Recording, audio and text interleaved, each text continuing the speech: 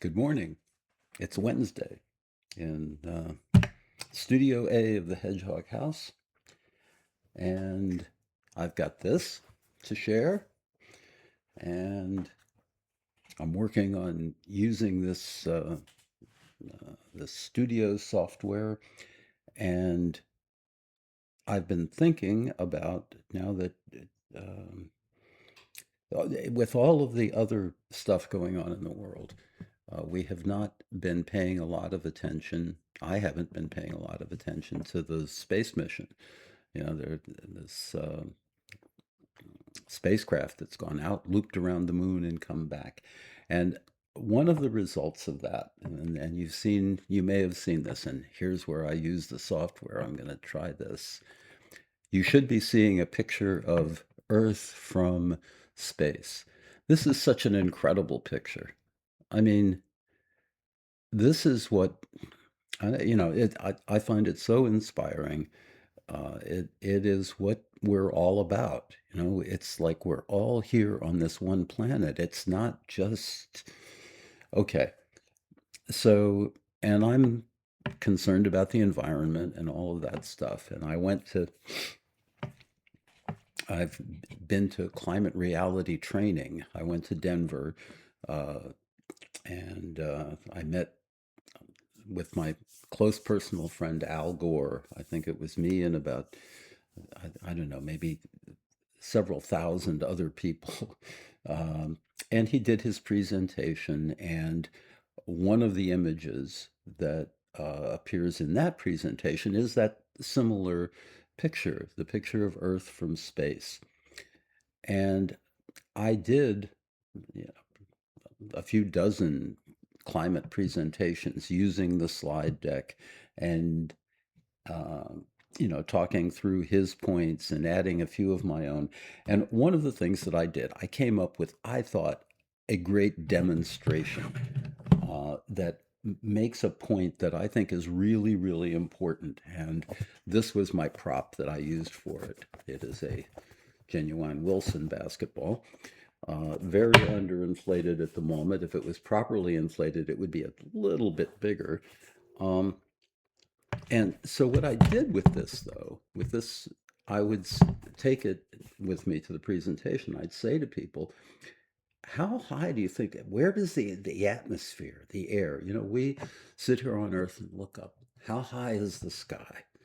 So I would bring the ball in. I would say, how high do you think the Earth, the air extends? And people would, sometimes they'd be like around, just a little bit above, and then they sometimes they get pretty close, like a quarter of an inch or so. They would really um, zoom in on it.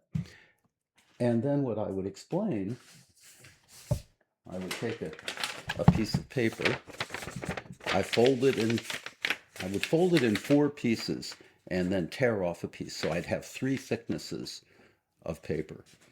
And I would take my three thicknesses of paper and lay them down on the basketball. And I would say, it's that thick. I was wrong. The three thicknesses was too many.